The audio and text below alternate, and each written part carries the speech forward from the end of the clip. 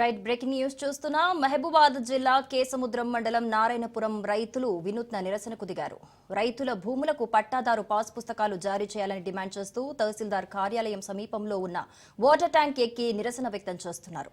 రైతుల సమస్యలు పట్టించుకోవాలంటూ నినాదాలు చేశారు. ప్రభుత్వ అధికారులు రైతుల పట్ల నిర్లక్ష్యం వహించొద్దంటూ తమ గోడు వినిపించారు.